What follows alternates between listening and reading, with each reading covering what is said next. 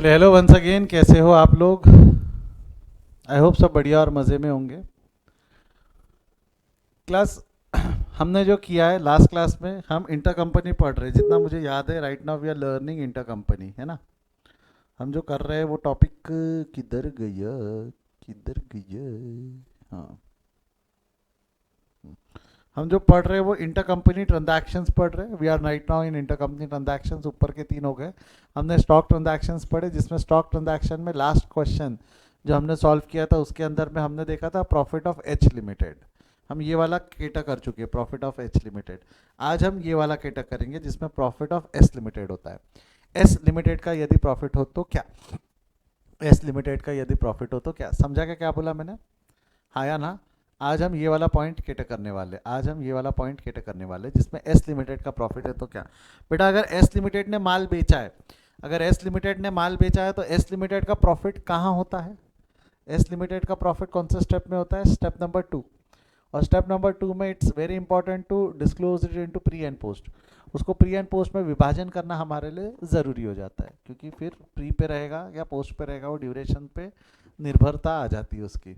जैसा अगर हम देखेंगे, the following are the balance sheet of, क्या दिया हुआ है? The following are the balance sheet of H limited and its subsidiary S limited as on 31 March 2012। H limited और एस लिमिटेड की बैलेंस शीट दी हुई है। इक्विटी एंड लाइबिलिटी दिया हुआ है, shareholders fund, share capital, equity and liability, reserve, general reserve दिए है, प्रॉफिट एंड लॉस अकाउंट दिया हुआ है। जनरल रिजर्व में 3,40,000, ये सब सब कहानी दी हुई है। फिक्स एसेट्स है, manufacturing, furniture, non current investments, current investment, inventory वगैरह। Surplus in the profit of the statement stood at 30,000 on 1st April 2011, whereas general reserve has remained unchanged since that date. General reserve में कोई changes नहीं है तो पूरा का पूरा general reserve free हो जाएगा। और वेयर एज 30,000 का सरप्लस है तो 30,000 देखना पड़ेगा डेट ऑफ एक्विजिशन को ध्यान में रखते हुए कि कितना प्री कितना पोस्ट। डेट ऑफ एक्विजिशन है 1 अक्टूबर 2011, तो 30,000 तो पूरा प्री हो गया। और जितना भी आपने साल भर में कमाया, कुछ पोर्शन प्री कुछ पोर्शन पोस्ट। मैं करवाता हूँ, डोंट वरी। ये प्री एंड पोस्ट की इन्फॉर्मेशन दी हुई है। कितने शेयर्स अक्वायर किए वो दिया हुआ है 80%। वैसे वो यहाँ भी दिया हुआ था 80% एट कॉस्ट 3,40,000। तो ये वाले पॉइंट का कोई बहुत ज़्यादा मुद्दा बनता नहीं है। ये 3,40,000 में खरीदा था, वो बैलेंस शीट में भी उन्होंने दे रखा है, तो ये वाले पॉइंट का कोई बहुत ज़्यादा मुद्दा बनता नहीं है। तो अल्टीमेटली हमारे लिए इंपॉर्टेंट है ए पॉइंट और सी पॉइंट। सी पॉइंट में क्या दिया हुआ है ध्यान देना। A sum of ₹10,000 due from H limited. अच्छा, ड्यू फ्रॉम एच लिमिटेड है तो आपको नहीं लगता ड्यू फ्रॉम एच लिमिटेड है? तो एच लिमिटेड का पेएबल है, आया ना? एच लिमिटेड का पेएबल है, यस और नो?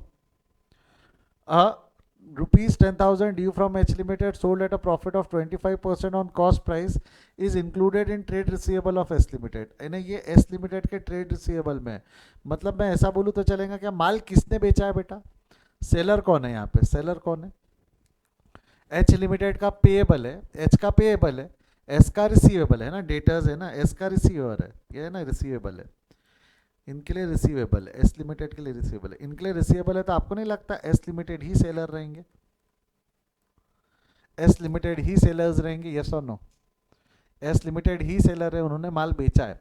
तो जिसने माल बेचा है उसका फ़ायदा, जिसने माल बेचा है उसका फ़ायदा, तो वो फ़ायदा वहाँ से एडजस्ट करना है।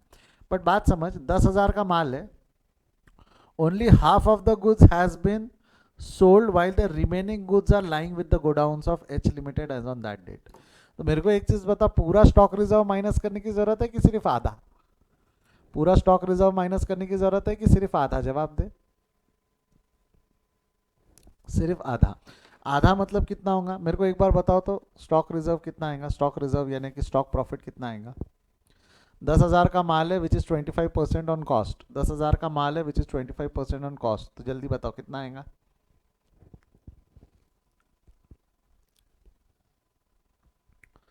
10,000 का माल है विच इज़ 25% ऑन कॉस्ट, कितना आ रहा है मेरे को? जवाब मिले, एक मिला है 12,500 जो कि पक्का गलत है।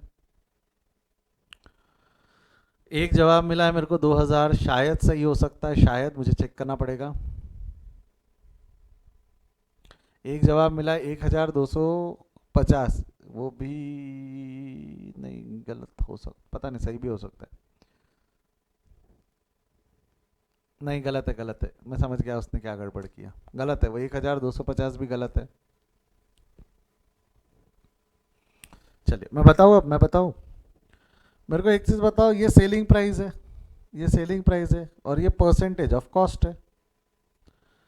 ये सेलिंग प्राइस है ना, और ये परसेंटेज ऑफ कॉस्ट है, तो डायरेक्ट 10,000 का 10% निकालना जमेगा क्या? सॉरी, 10,000 का 25% डायरेक्ट निकाल पाएंगे कि क्रॉस मल्टीप्लीकेशन? 10,000 का 25% हम डायरेक्ट नहीं निकाल पाएंगे। मनन, कल तू बोल रहा था लास्ट क्लास में और क्वेश्चंस दो, अभी एक क्वेश्चन आया तो गड़बड़ कर दिया।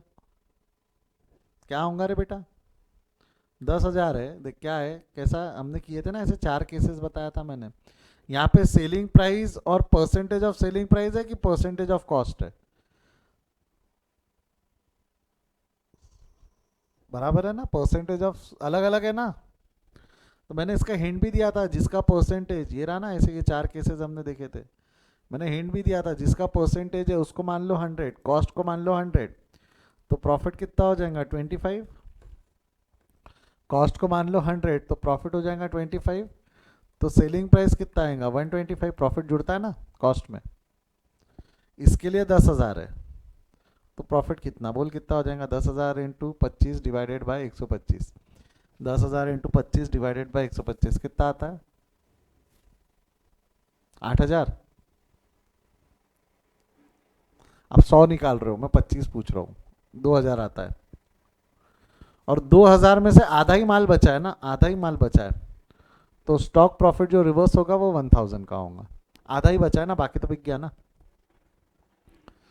स्टॉक। ये देखना, half of the goods is still lying, जो बच गया उसका रिवर्स करना है, जो बिक गया उसका कोई मतलब नहीं है, जो बच गया उसका रिवर्स करना है। तो ये 1,000 रुपए जो है, ये जो 1,000 रुपए ये रिवर्स करना है, स्टॉक में से तो रिवर्स हो जाएगा, किसके प्रॉफिट में से माइनस करेंगे हम ये? एच लिमिटेड या एस लिमिटेड? एच लिमिटेड या एस लिमिटेड? बेटा बोल, फटाफट बोल, एच लिमिटेड या एस लिमिटेड?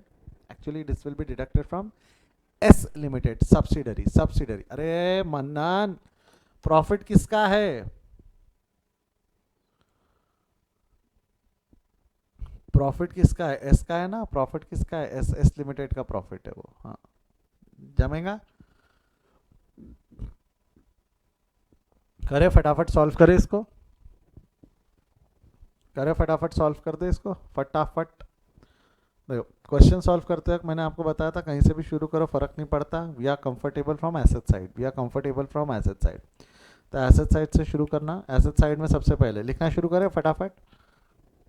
क्या हो जाएगा? सबसे पहला मशीनरी है 390 135, मशीनरी 390 135, एच लिमिटेड की 390 135। आउट ऑफ कॉलम में टोटल लिखना है तो लिख सकते हो, अभी जाने दो, आगे बढ़ो। फर्नीचर है 80 और 40, फर्नीचर है एच लिमिटेड 80 और 40। फर्नीचर के बाद है investment. Don't you think this investment is cost of control? Step number 3 में जाएगा, investment is cost of control, ये cost of control step number 3 में चला जाएगा। Investment in S limited 3,40,000, investment in S limited 3,40,000, ये हो गया यहाँ तक, ठीक है। इन्वेंट्रीज कितना है? 1,80,000 और 1,20,000।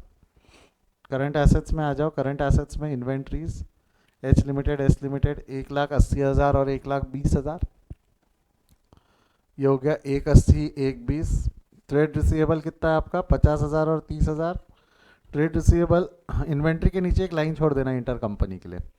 ट्रेड रिसीवेबल 50,000 और 30,000, इसके नीचे भी एक लाइन छोड़ देना, रिसीवेबल पेएबल में एक लाइन।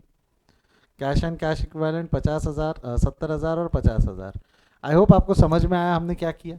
सारे एसेट्स ले लिए, इन्वेस्टमेंट डाल दिया कॉस्ट ऑफ कंट्रोल में। नेक्स्ट, लाइबिलिटी साइड से हमारे शेयर कैपिटल तो हमारी बैलेंस शीट में आ जाएंगे। शेयर कैपिटल, शेयर कैपिटल है, इक्विटी शेयर कैपिटल के नाम से कितना हो जाएगा वो? 6 लाख। उसके शेयर कैपिटल का विभाजन होगा, जिसके लिए हमको चाहिए होल्डिंग पैटर्न। 80% है ना होल्डिंग पैटर्न, होल्डिंग पैटर्न है 80 दिया हुआ, ये गिवन है। 80 उसका है तो 20 हमारा है ना, 20 माइनॉरिटी का है। 80 होल्डिंग का है तो 20 माइनॉरिटी का है। तो ये जो 2 लाख का शेयर्स है, 2 लाख के shares will be divided into 80 and 20। 80 will be cost of control and 20 will be minority interest. Cost of control shares in S Limited,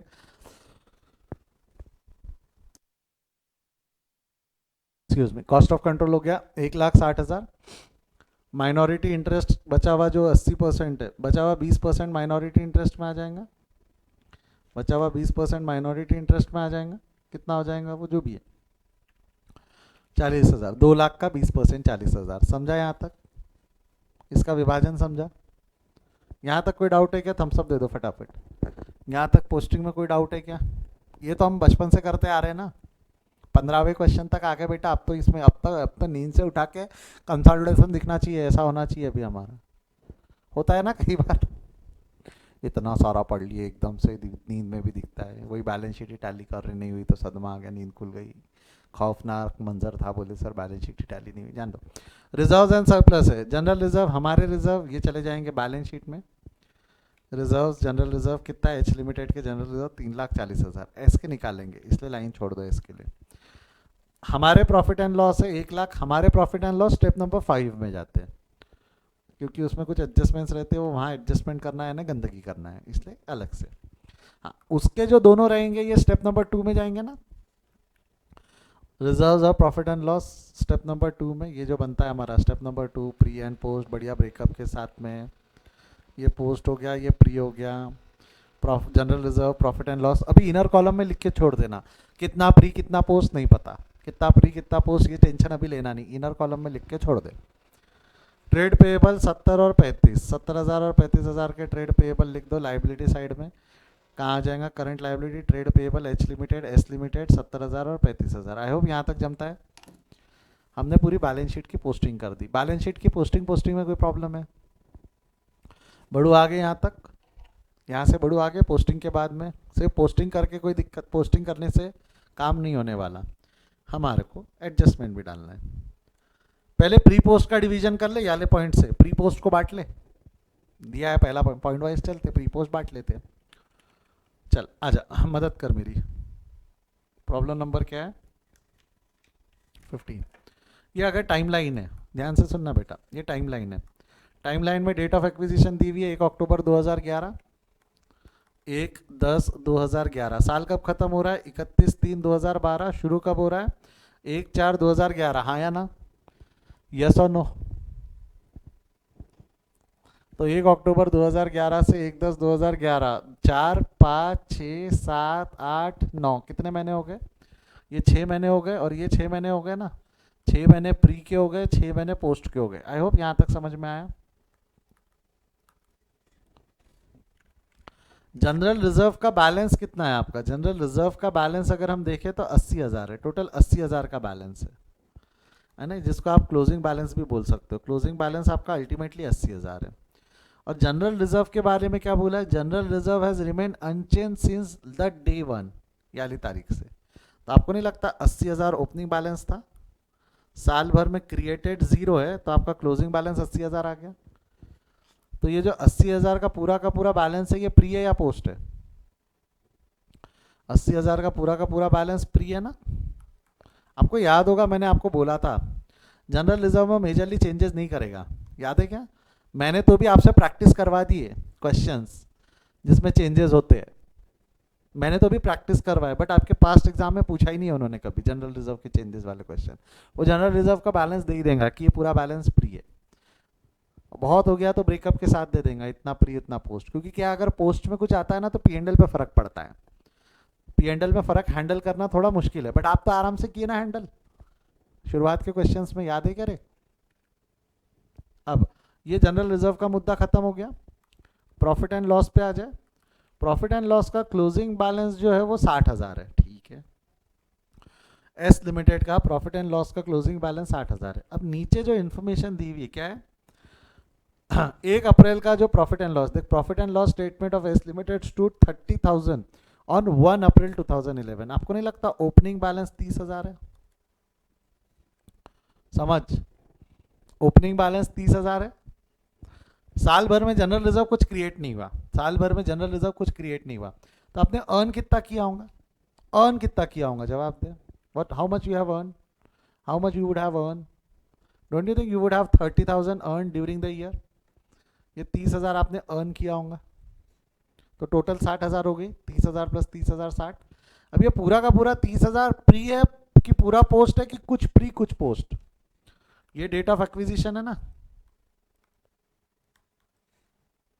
तो आपको नहीं लगता कुछ प्री और कुछ पोस्ट रहेगा? यानी कि 6 महीने का प्री और 6 महीने का पोस्ट, यानी कितना हो जाएगा? ये 30,000 इंटू 6/12, दैट इज 15,000 प्री हो जाएगा 30,000 इंटू 6/12 दैट इज 15,000 ये पोस्ट हो जाएगा। और ये 30,000 तो वैसे ही ओपनिंग बैलेंस है, एक्विजिशन के पहले का है, तो ये दोनों प्री और ये पोस्ट, ऐसा सही बोला मैंने?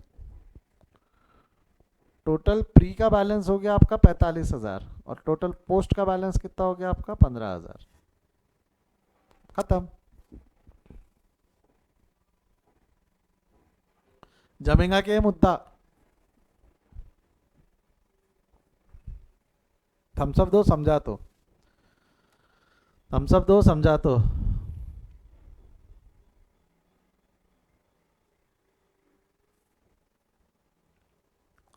चलिए क्या कर लेंगे हम, यहाँ पे लिखूँ, इसका ब्रेकअप लिख दूँ, पूरा का पूरा 80,000 तो प्री है, जनरल रिजर्व तो पूरा प्री है। यहाँ पे क्या हो जाएगा, ये जो 60,000 का ब्रेकअप है 45,000 प्री है, जिसमें से ओपनिंग आप चाहो तो 45,000 ऐसा डायरेक्ट लिख लो, या ब्रेकअप लिख सकते हो, ओपनिंग के 30,000 प्री है और 30,000 का डिवीजन है, जो ब्रेकअप यहाँ लिखा हुआ है ऐसा ब्रेकअप आप लिख लो, या फिर आप जैसा जैसा आपकी मर्जी, जैसा आपकी मर्जी। डन यहाँ तक। ये वर्किंग नोट लिख देता हूँ इसके लिए, अभी मैंने ब्रेकअप नहीं लिखा है तो मैं वर्किंग नोट का रेफरेंस दे देता हूँ। डन क्या रे बेटा? हाँ या ना? ये हो गया आपका पॉइंट नंबर 1, ये हो गया आपका पॉइंट नंबर 1। पॉइंट नंबर 2 तो ऑलरेडी कैटर हो गया, 80% होल्डिंग पैटर्न निकालना था, डेट ऑफ एक्विजिशन वगैरह आ गया। अब जरा ध्यान देना, मैं जो बोल रहा हूँ प्लीज ध्यान दो। A sum of 10,000 due from H Limited sold at a profit of this is included in trade receivable of H Limited, है ना बेटा? एक स्टॉक रिजर्व तो है, एक स्टॉक रिजर्व तो है ही, उसमें मैं मना नहीं कर रहा, बट आपको नहीं लगता क्या यहाँ पे एक ट्रेड रिसीवेबल का भी एक एडजस्टमेंट है? ट्रेड रिसीवेबल ट्रेड पेएबल का भी इंटर कंपनी है ना यहाँ पे। स्टॉक रिजर्व तो है ही, मैं उसके लिए डिनाइल नहीं कर रहा, बट एक ट्रेड रिसीवेबल ट्रेड पेएबल का भी तो एडजस्टमेंट है ना। तो कितना है वो? अभी भी पूरे 10,000 इंक्लूडेड है ना? 10,000 में से कुछ रिपे हुआ है ऐसा बोला है क्या?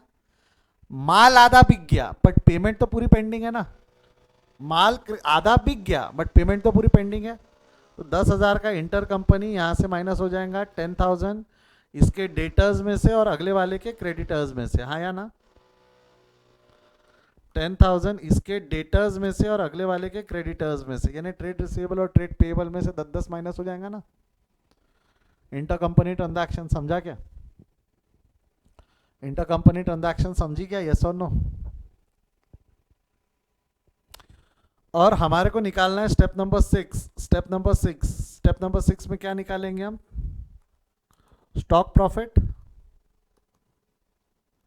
Of S limited. बेटा आप प्रॉफिट एस लिमिटेड का है, प्रॉफिट किसका है? वो एस, क्योंकि एस सेलर है, एस इज सेलर ना। ये वाले एग्जाम्पल में एस सेलर है। कितना दिया हुआ था? कॉस्ट इज 100, कॉस्ट को 100 मान लो, तो आपका प्रॉफिट कितना हो गया? 25। तो आपका सेलिंग प्राइस कितना हो गया? 125। 125 के लिए 10,000 है, तो 25 के लिए कितना? क्रॉस मल्टीप्लीकेशन ये कैलकुलेट कर चुके हो आप, 2,000 आता है। अब आपका हाफ बचा है ना, half goods unsold, therefore profit is equal to कितना हो जाएगा? 2,000 इंटू 1/2 1,000, 2,000 इंटू 1/2 1,000। ये 1,000 ये होगी ना वर्किंग नोट इसकी स्टॉक प्रॉफिट की। ये 1,000 रुपये का प्रॉफिट माइनस करना है किससे? एक तो यहाँ से 1,000 रुपये का स्टॉक रिजर्व माइनस हो जाएगा एस लिमिटेड से, और दूसरा इन्वेंट्री से। कहाँ से? इन्वेंट्री से। क्लियर है क्या यहाँ तक? हाँ या ना? इन्वेंट्री से तो 1,000, बट एस लिमिटेड से क्यों किया सर? वहाँ से क्यों किया, यहाँ से क्यों नहीं किया, वो समझा ना? Because this profit is the profit of, this profit is the profit of, बोल रहे बेटा, profit is the profit of,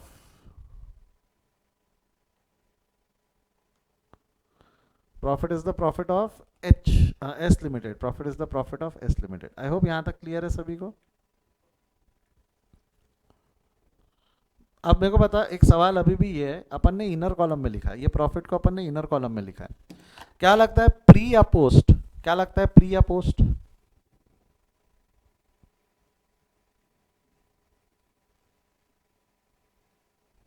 मैंने अभी इनर में लिख रखा है, प्री पोस्ट में अलोकेट नहीं किया है बेटा। कीर्ति समझ, वही तो पूछ रहा हूं, प्री या पोस्ट? आपने पोस्ट में लिख रखा है, ठीक है, उसका लॉजिक बताओ मेरे को, प्री या पोस्ट।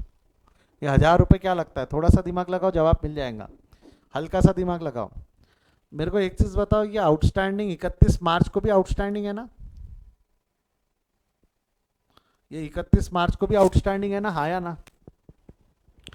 हाँ, इस एलिमेंट को अगर प्री होना होता तो आपको नहीं लगता, अगर ये टाइमलाइन में बनाऊं, हमारा एक्विजिशन 1 अक्टूबर 2011 को हुआ और ये 31 मार्च 2011 है कि 12 है, हाँ 31 मार्च 2012 का बैलेंस है। यहाँ पे वो क्लोजिंग स्टॉक मेंटेन किया हुआ है, यहाँ पे वो डेटर्स मेंटेन किए हुए, अभी भी डेटर्स आउटस्टैंडिंग है। मेरे को एक चीज बताओ, डेटर्स को आप मैक्सिमम पीरियड कितना देते होंगे, 2 महीना, 3 महीना, 4 महीना, कि 6 महीना, 8 महीना का आप क्रेडिट पीरियड दोगे क्या किसी भी कस्टमर को? 6 महीने, 8 महीने का क्रेडिट पीरियड दोगे क्या किसी भी कस्टमर को? थोड़ा लॉजिकली सोचना। अरे 6 महीने के ऊपर क्रेडिट पीरियड दिए तो कंपनी लॉ सवाल पूछता तुम पे, अलग से डिस्क्लोज कर बोलता वो 6 महीने से ज़्यादा का क्रेडिट पीरियड नहीं देना है करके। दे सकते हो बट अलग से बता। मैक्सिमम ना जो एक्चुअल बिजनेस चलता है, सही तरीके से धंधा चलता है, तो 3 महीने से ज़्यादा का क्रेडिट पीरियड नहीं देना चाहिए, 3 महीने से ज़्यादा का क्रेडिट पीरियड नहीं देना चाहिए। तो आपको क्या लगता है, अगर मैं पूरे 3 महीने भी पकड़ लूँ कि ये ट्रांजैक्शन आज से 3 महीने पहले हुआ होगा, तो आपको नहीं लगता ये ट्रांजैक्शन 1 जनवरी के बाद ही हुआ होगा? ये अजम्पशन है मेरा, कहीं ना कहीं तो अज्यूम कुछ ना कुछ तो करना पड़ेगा। मैं ये मान लूँ कि 3 महीने से ज़्यादा का क्रेडिट पीरियड नहीं दिया, तो ये ट्रांजैक्शन प्री पीरियड में हुआ होगा कि पोस्ट पीरियड में हुआ होगा? क्या लगता है, ये ट्रांजैक्शन प्री पीरियड में हुआ होगा कि पोस्ट पीरियड में हुआ होगा? पोस्ट में हुआ होगा। तो ये जो कैपिटल रिजर्व, जो ये स्टॉक रिजर्व है, ये कहाँ एडजस्ट होना ज़्यादा सही तरीका है, प्री में या पोस्ट में? Don't you think it will be better to adjust it in post? It is better to adjust it in post, हाँ या ना? हाँ, अगर मान लो सर डेट ऑफ एक्विजिशन अगर 1 फरवरी रहती तब क्या करते? तब आप प्री ले लो, पोस्ट ले लो, दोनों अजम्पशन सही है। थोड़ा थोड़ा मत करना, थोड़ा थोड़ा मत करना, या तो पूरा प्री रहेगा, अरे ट्रांजैक्शन एक ही डेट पे हुई होंगी ना, या तो वो पूरा प्री होगा या तो वो पूरा पोस्ट होगा। तो आप कुछ भी अजम्पशन लो चलता है, आप कुछ भी अजम्पशन लो चलता है, प्री ले लो, पोस्ट ले लो। हाँ, बट अगर मान लो वो एक्विजिशन शेयर्स अक्वायर ही 31 मार्च 2012 को हुए, तो क्या लगता है वो प्री होगा या पोस्ट होगा? अक्वायर ही हमने, अगर तीसरा केस, अगर आपने अक्वायर ही 31 मार्च 2012 को किया है, तो पोस्ट पीरियड तो जीरो है ना, पोस्ट पीरियड तो जीरो है ना, पूरा प्री हो जाएगा ना तब। समझा क्या रे? पोस्ट पीरियड तो जीरो हो जाएगा, तो आपको नहीं लगता पूरा प्री हो जाएगा ऐसे केस में? तो थोड़ा दिमाग लगाना पड़ेगा, थोड़ा दिमाग लगाना पड़ेगा। आई होप समझ में आया आपको, आई होप आपको समझ में आया कि कब प्री में लॉक करना है, कब पोस्ट में लॉक करना। चलो आगे बढ़ते हैं, हो गया खत्म। ये वाला एडजस्टमेंट, लास्ट वाला एडजस्टमेंट भी हम कैटर कर चुके हैं। इंटर कंपनी डेटर्स भी एलिमिनेट कर दिया, इंटर कंपनी स्टॉक प्रॉफिट भी एलिमिनेट कर दिया, तो बचा क्या? बैलेंस करो। बैलेंसिंग में तो अब किसी को कोई प्रॉब्लम नहीं आ रही ना? बैलेंसिंग में किसी को कोई प्रॉब्लम है क्या? चलो फटाफट फास्ट ट्रैक में बैलेंस करो। कितना आ रहा है बेटा इसका टोटल? इसका टोटल आ रहा है 1,25,000, 14,000। जनरल रिजर्व कुछ भी नहीं है, इसको बांट दो। एच लिमिटेड माइनॉरिटी इंटरेस्ट 80 में इसका, और ये माइनॉरिटी तो पूरा का पूरा चला जाएगा स्टेप नंबर 4 में, प्री एंड पोस्ट एक्विजिशन 27। ये जो है स्टेप नंबर 3 में कॉस्ट ऑफ एक्विजिशन लेस हो जाएगा यहाँ से स्टेप नंबर 2 का, और ये चला जाएगा स्टेप नंबर 5 में। हमारे हक का है ये, हमारे हक का है। क्लियर है? ये समझा ना? ये बाइफर्केशन अब समझता है। कॉस्ट ऑफ कंट्रोल निकाल लो, कितना आता है कॉस्ट ऑफ कंट्रोल? 80,000। 80,000 पॉजिटिव है, मतलब डेबिट ज़्यादा है। क्या लगता है 80,000 पॉजिटिव है मतलब गुडविल या कैपिटल रिजर्व? डेबिट ज़्यादा है ना, this is goodwill, this is goodwill. Goodwill कहाँ चला जाएगा? Tangible assets step number 3 goodwill. Tangible में गुडविल बना लेना 80,000। मैंने टैंजिबल लिखा नहीं है क्योंकि वहाँ भी इनटैंजिबल लिखा नहीं है, क्योंकि वहाँ भी टैंजिबल लिखा नहीं था, मैंने फिक्स एसेट्स में ही लिख दिया। आप चाहो तो ब्रेकअप लिख सकते हो, टैंजिबल इतना, इनटैंजिबल उतना, ठीक है। माइनॉरिटी वैसे भी फॉर्मेट में बहुत ज़्यादा नंबर तो है नहीं, एमसीक्यू है। माइनॉरिटी इंटरेस्ट कितना है आपका 67,800, 67,800 माइनॉरिटी इंटरेस्ट आ जाएगा आपका नॉन करंट लाइबिलिटीज़ में, अदर माइनॉरिटी इंटरेस्ट 67,800 जमता है यहाँ तक। माइनॉरिटी इंटरेस्ट के बाद ओन प्रॉफिट्स 1,11,200, 1,11,200 ओन प्रॉफिट्स चला जाएगा एच लिमिटेड। ये रहा।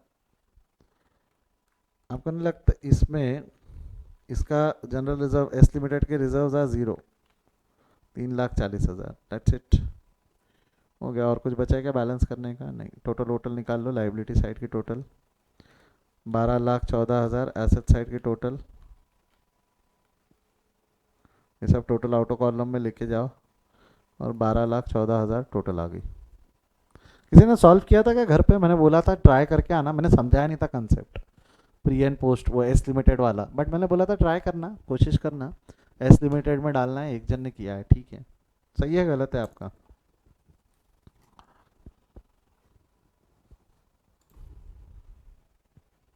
कम on hurry up fast, take the screenshot, recorded वाले पॉज करके लिख लो।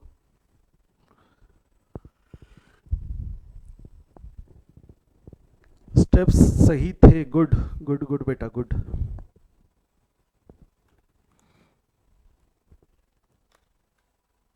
रिकॉर्डेड वाले पॉज करके लिख लो फटाफट, हो गया।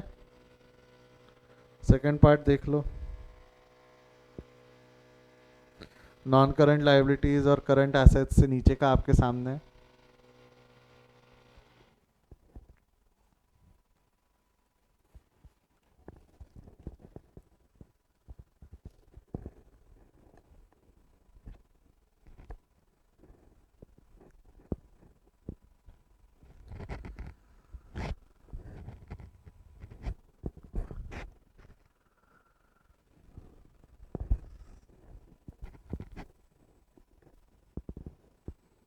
होल्डिंग पैटर्न,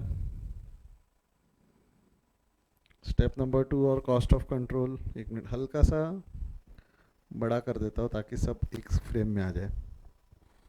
देख लो holding pattern, step number 2 pre and post acquisition of S limited, cost of control, minority interest, own profit, सारे स्टेप्स आपके सामने।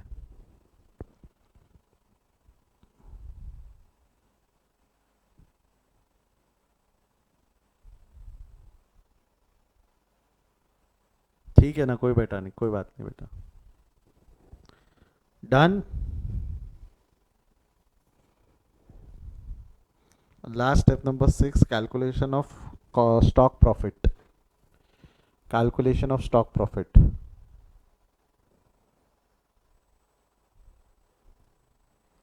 हाँ या ना बोलो, मजा आ गई यहाँ तक? चलो बढ़ोगे आगे। अब मैं कुछ क्वेश्चंस होमवर्क देना चाहूँगा, ठीक है।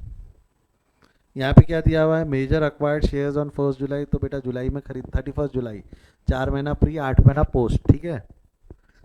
Minor earn 45,000 for the year, 45,000 earn किया तो रिवर्स कैलकुलेशन वगैरह कर सकते हो। हाँ, ऑन जनवरी 2, देखिए यहाँ डेट दी हुई है, on January 2 minor limited sold major limited goods of 15,000, अरे माइनर ने बेचा है, माइनर इज सब्सिडरी, तो माइनर का प्रॉफिट है स्टेप नंबर 2, जनवरी का है तो पोस्ट एक्विजिशन, समझो जुलाई के बाद है ना जनवरी, पोस्ट एक्विजिशन। तो वो प्रॉफिट भी निकालना है, कितना है देखा जाए तो 15,000 का माल 20 में बेचा है तो 5 का प्रॉफिट है, but half of this good is still lying in the godown, तो 5,000 माइनस करोगे कि 2,500? 5,000 माइनस करोगे कि 2,500? जवाब दे। कितने मार्क का क्वेश्चन है ये, कितने मार्क का क्वेश्चन था? है क्या 10 मार्क की 10 मार्क की औकात है कि इस क्वेश्चन की? बस एक एडजस्टमेंट है, वो प्री एंड पोस्ट का तो निकालना ही पड़ता ना हर क्वेश्चन में। एक एडजस्टमेंट 10 मार्क के लिए पूछा है इसने, कर पाओगे होमवर्क? कर पाओगे होमवर्क? दो ट्राई करके लाओगे? थोड़ा सा कंट्रोल लाने के लिए होमवर्क दिया हुआ है, कॉन्फिडेंस बूस्ट करने के लिए होमवर्क दिया हुआ है। दो होमवर्क, होमवर्क बिल्कुल सर हम करेंगे, करेंगे सर हम। नेक्स्ट, यहाँ पे भी 15,000 शेयर्स ऊपर दिए हुए तो परसेंटेज ध्यान से निकालना। 15,000 शेयर्स है और 2,500 शेयर्स इसके है, तो 15 डिवाइडेड बाय 2.5 करना, माइनस होल्डिंग पैटर्न 60% आता है, 60% आना चाहिए शायद, है ना। 15 डिवाइडेड बाय 15,000 डिवाइडेड बाय 25,000 60% आता है, होल्डिंग पैटर्न 60% आएगा। क्वेश्चन है पूरा यहाँ पे, नॉन करंट इन्वेस्टमेंट 155 और ये पूरी की पूरी 155 इन्वेस्टमेंट इन सब्सिडरी है, ठीक है, 1% इन्वेस्टमेंट इन सब्सिडरी है। यहाँ पे अब नीचे एडजस्टमेंट क्या दिया हुआ है, general reserve appearing in the balance sheet of Hind limited remain unchange since 31 March. चलो जनरल रिजर्व अगर अनचेंज है तो पूरा का पूरा प्री हो जाएगा। Profit earn by Hind limited for the year 31 March 2005 amounted to ₹20,000। अगर प्रॉफिट अर्न आपका 20,000 है तो अगर अर्न 20,000 है तो रिवर्स कैलकुलेशन से ओपनिंग निकल जाएगा, ओपनिंग निकाल के आप उसको ओपनिंग पूरा प्री हो जाएगा और अर्न वाला प्री पोस्ट में डिवाइड होगा अगर डेट ऑफ एक्विजिशन अलग है तो। क्या है, डेट ऑफ एक्विजिशन 1 जुलाई है ना, 3 महीना प्री 9 महीना पोस्ट, तो 20,000 को प्री पोस्ट में बराबर अलोकेट करना इसकी टाइमलाइन बनाना आ जाएगा ये दोनों आंसर। ये दोनों प्री पोस्ट का एक्विजिशन है, मैं आप पे कॉन्फिडेंट हूँ कि आप कर सकते हो, सवाल ये है आप खुद पे हो या नहीं। ऑन 1 फरवरी देख डेट दी हुई है, देख डेट दी हुई है। And 1 February Jai limited sold Hind limited goods costing 8,000 at 10,000। There were no unsold stock in Hind limited, ये लिमिटेड है। On 31 March 2005 however creditors of Hind limited are 4,000 due to Jai. तो यहाँ पे अनसोल्ड स्टॉक नहीं है, स्टॉक रिजर्व नहीं है, नहीं है स्टॉक रिजर्व नहीं है, बट क्रेडिटर्स है, बट आप इंटर कंपनी क्रेडिटर्स है। ओके, इतना इजी, स्टॉक भी नहीं है यहाँ पे, स्टॉक भी नहीं है। और अगला वाला है 7,000 के बिल एक्सेप्टेंस है, कुछ नहीं है, स्टॉक प्रॉफिट भी नहीं है, किसका प्रॉफिट किसका सेल ये भी नहीं निकालना है आपके, सारे माल बिक गया, सब माल बिक गया ना। यहाँ पे दिखने को क्वेश्चन बड़ा है ये, बट बहुत इजी क्वेश्चन है ये, 10 मार्क अगेन 2006 में 10 मार्क का क्वेश्चन है, दोनों तरफ से लेस हो जाएगा, बात खत्म। डेटर्स भी लेस हो जाएगा और बिल भी लेस हो जाएगा। डेटा 10,000 से, बिल 4,000 से, नहीं डेटर्स 4,000 से और बिल्स 7,000 से। होमवर्क दूँ ये भी, प्रॉब्लम नंबर 17 होमवर्क दूँ, चलेगा?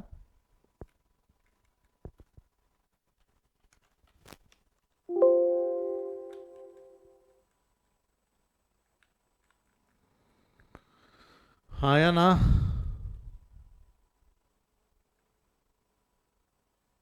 पक्का श्योर? कोई डाउट है क्या? 2 क्वेश्चन होमवर्क दिया मैंने 17 तक। अब आ जाओ प्रॉब्लम नंबर 18। एक्चुअली 18 जैसे प्रॉब्लम्स हम शुरुआत में कर चुके हैं। जब मैंने आपको कंसेप्ट सिखाया था तब हमने प्रॉब्लम नंबर 18 के टाइप के ही प्रॉब्लम सॉल्व किए थे। फिगर्स भी सेम अगर आपको याद होंगी तो 6 लाख, 2 लाख, 60, 60, 40 वगैरह, 75, 48 और 2 लाख 24 शुरुआत में नहीं किया जब हम रिवैल्यूएशन का कंसेप्ट समझ रहे थे। बस इतना ही है, यहाँ पे डेट चेंज हो गई है, डेट चेंज हो गई है। सॉल्व कर दूँ क्या ये वाला? प्रॉब्लम नंबर 18 मैं सॉल्व करता हूँ, प्रॉब्लम नंबर 18 मैं सॉल्व करता हूँ। 19 सेम ग्राउंड पे रिवैल्यूएशन है, 2003 में 9 मार्क के लिए पूछा था, रिवैल्यूएशन से रिलेटेड है, देख लेना यहाँ पे। तो 19 होमवर्क दे दूंगा मैं, 19 क्या दे दूंगा? होमवर्क। तो कुल मिला के आपको जो मैंने होमवर्क दिए वो कौन से है? 15, 16 नहीं 16, 17 और 19। होमवर्क क्या क्या हो गया बेटा, एक बार लिख दे कहीं चैट में। होमवर्क के लिए जो प्रॉब्लम करके लाना है वो क्या है? 16, 17 और 19, ये 3 प्रॉब्लम होमवर्क है, बराबर है। ये 3 कल हो जाएंगे डिस्कस, ठीक है, 3 हो जाते हैं आराम से, हम 2 तो कर ही रहे। अगर आप होमवर्क करके आओगे तो समझाने को कुछ रहेगा नहीं, फास्ट डिस्कस हो जाएंगे। और ये कुछ नहीं है, ये सिर्फ कॉन्फिडेंस बूस्टर है, ये सिर्फ कॉन्फिडेंस बूस्टर है। ये 3 करके लेके आओ तो कहीं जाकर हम अगले कंसेप्ट की तरफ बढ़ेंगे तो मजा आएगा। ये जो है ना बोनस इशू क्या है, bonus shares issued by subsidiary company या डिविडेंड एंड गुडविल, ये वाले क्वेश्चंस जो है आपके मॉड्यूल के 6।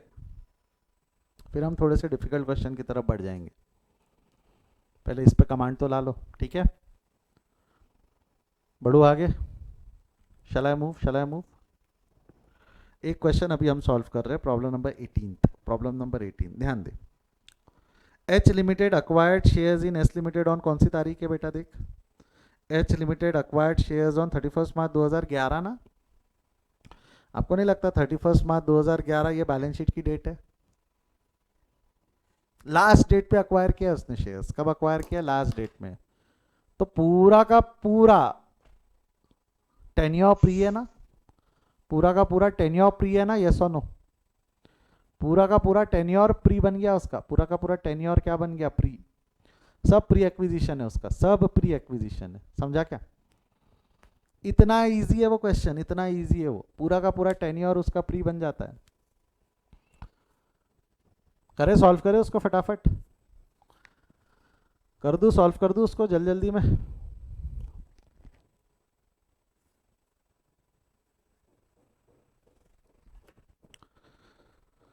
चलिए होल्डिंग पैटर्न देख लीजिए, 1600 शेयर्स है, 2,40,000। आप एसेट से ही शुरू करते ना, एसेट से ही शुरू करते, फटाफट निकाल लेंगे। हाँ, the plant worth rupees, book value of 60,000 included in the machinery of S limited is valued at 50। तो 60 का प्लांट 50 पे ला रहे हो आप, 60,000 का प्लांट 50 पे ला रहे हो, डिक्रीज कर रहे हो वैल्यू। तो एंट्री क्या रहेंगी इसकी, profit and loss account debit to machinery account. क्या होंगी रे बेटा एंट्री बोल, profit and loss account debit to machinery account, yes और नो। 10,000 से। अब ये प्रॉफिट एंड लॉस किसका रहेगा रे बेटा बोल, ये profit and loss S limited का रहेगा ना, ये प्रॉफिट एंड लॉस एस, क्योंकि एस लिमिटेड की मशीनरी कम हुई, और एस लिमिटेड की प्रॉफिट मतलब, एस लिमिटेड का प्रॉफिट मतलब स्टेप नंबर 2, कहाँ डालू, प्री या पोस्ट, पोस्ट तो जीरो है, पोस्ट तो जीरो है, प्री या पोस्ट, स्टेप नंबर 2 प्री या पोस्ट, पोस्ट तो जीरो है, पूरा प्री। इतना इजी क्वेश्चन है वो, इतना इजी क्वेश्चन है वो, कर दे सॉल्व फटाफट।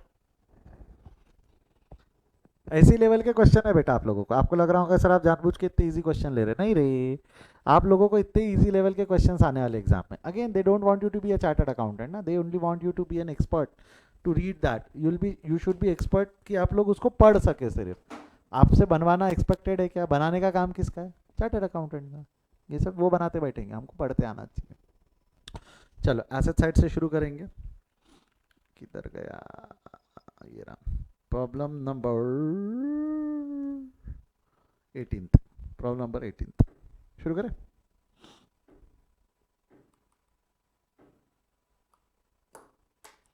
एसेट साइड में एसेट है non non non current assets, क्या है बेटा, नॉन करंट एसेट में fix asset machinery, machinery fix asset machinery H limited, S limited, 3,45,000 and 1,95,000, ये हो गया 345 195। फर्नीचर,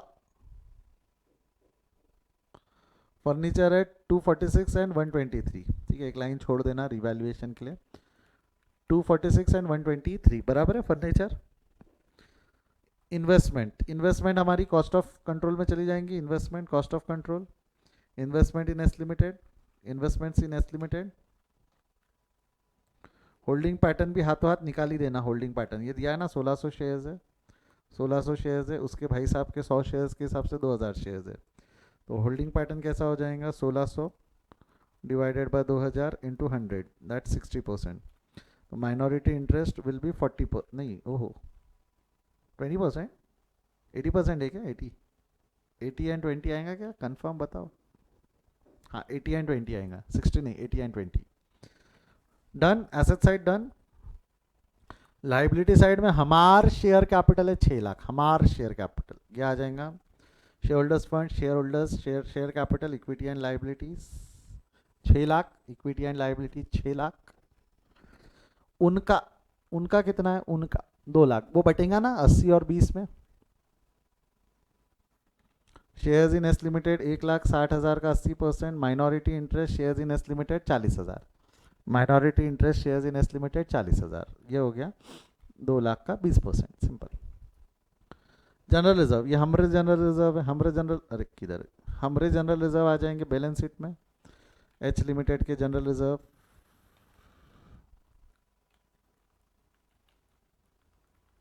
अच्छा पोस्ट एक्विजिशन तो था नहीं, मैंने पूरा का पूरा वैसा ही लिख दिया, आप चाहो तो यहाँ लिख सकते हो, उसका भाई साहब का पोस्ट एक्विजिशन कुछ है नहीं, तो पूरा का पूरा जनरल रिजर्व एच लिमिटेड का डायरेक्ट आउटर कॉलम में। हमारे प्रॉफिट एंड लॉस चला जाएगा, प्रॉफिट एंड लॉस चला जाएगा यहाँ पे स्टेप नंबर 5 में, उसके जनरल रिजर्व और उसका profit and loss step number 2 में, 40,000 और 30,000 बराबर है, 40,000 और 30,000, यस और no.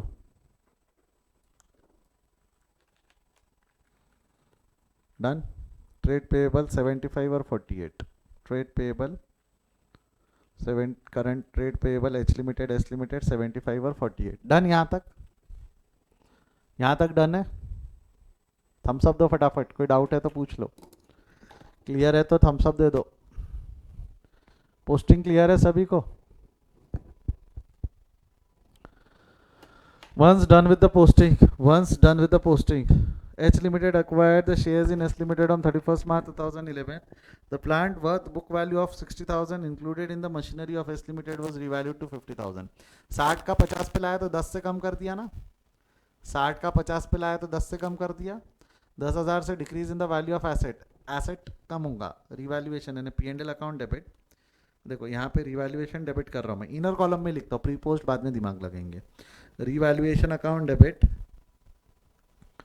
To machinery account, machinery account में क्रेडिट हो जाएगा लेस रिवैल्यूएशन। आई होप यहाँ तक जमता है, यस और नो? अब मेरे को बताओ, शेयर्स अक्वायर ही उसने 31 मार्च को किए तो पूरा पीरियड प्री है ना, ये हम पहले डिसाइड कर चुके हैं, पूरा पीरियड प्री है ना, पोस्ट एक्विजिशन पीरियड 0 है, ये पूरा पीरियड प्री में डाल दो। जनरल रिजर्व पूरा प्री में, 40,000 प्री, 30,000 प्री, ये 10,000 भी लॉस प्री में जाएगा, 10,000 का लॉस भी प्री में जाएगा। टोटल निकाल लो, post acquisition period 0, H limited और माइनॉरिटी इंटरेस्ट में बांट दो। यहाँ पे सब 0 कुछ भी नहीं है उनको, बांटो इसको, कितना आता है? 48,000 एंड 12,000। ये 12,000 चला जाएगा स्टेप नंबर 4 में, pre and post acquisition of S limited, और ये चला जाएगा कॉस्ट ऑफ कंट्रोल में, step number 3 cost of control, pre and post acquisition of. ये प्री एक्विजिशन रहा तो कॉस्ट ऑफ कंट्रोल में एडजस्ट होता है ना, पोस्ट रहा तो रिस्पेक्टिव प्रॉफिट्स में, खत्म। क्या लगता है ये 16,000 का क्या है, गुडविल या कैपिटल रिजर्व? 16,000 गुडविल या कैपिटल रिजर्व? जवाब दे। 16,000 गुडविल है ना, tangible assets goodwill, intangible asset, sorry intangible asset goodwill, कितना है गुडविल? 16,000। और स्टेप नंबर 3 माइनॉरिटी इंटरेस्ट 52,000, ये चला जाएगा तेरा non current liabilities, other non current liabilities में minority interest 52,000। And post acquisition profit तो 0 था, टोटल 80,000 का पोस्ट एक्विजिशन यानी प्रॉफिट्स हो गया आपका 80,000 का, हो गया। बैलेंस कर ले, सारी फिगर्स आउटर कॉलम में ले जा। यहाँ का बैलेंस आ रहा है 9,15,000, यहाँ का भी बैलेंस आ रहा है 9,15,000। इजी, बहुत ही इजी क्वेश्चन था ये। किसी को कोई डाउट है तो पूछो, नहीं है तो थम्स अप दे दो फटाफट। जितने बच्चे, मेरे को सबका थम्स अप चाहिए जल्दी।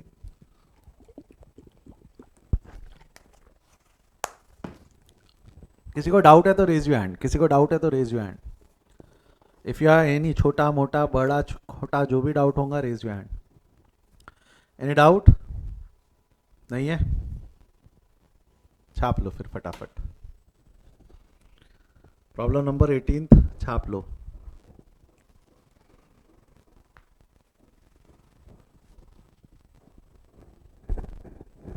फर्स्ट पार्ट लिख लिया है?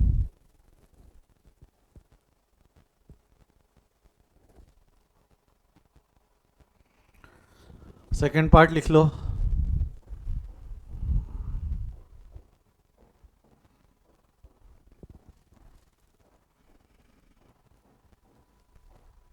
लिख लिया है?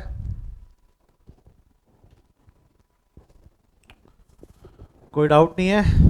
3 क्वेश्चन होमवर्क दिए, 16, 17 और 19, 3 क्वेश्चन होमवर्क है बेटा। बाद में बोलना मत सर मेरे को नहीं पता था। क्या क्या होमवर्क है? 16, 17 और 19, ये 3 क्वेश्चन आपके लिए होमवर्क है, ठीक है। ये 3 कल डिस्कस हो जाएंगे और उसके बाद वाले लेक्चर में प्रोबेबली ये चैप्टर भी ख़त्म हो जाएगा। देखते हैं अगर ये क्वेश्चन आपकी ताकत और हिम्मत बचती है तो बोनस वाला और वो वाला क्वेश्चन एक ही क्लास में डिस्कस कर दूंगा मैं। बोनस इशू बाय सब्सिडरी और dividend and goodwill appearing in the balance sheet वाले क्वेश्चंस इन सब्सिडरी, ये हम एक साथ डिस्कस कर लेंगे अगर आपकी हिम्मत बचती है तो, नहीं तो देखेंगे ठीक है। 2 या 3 लेक्चर्स, हार्डली 2 या 3 lecture, the chapter will get over.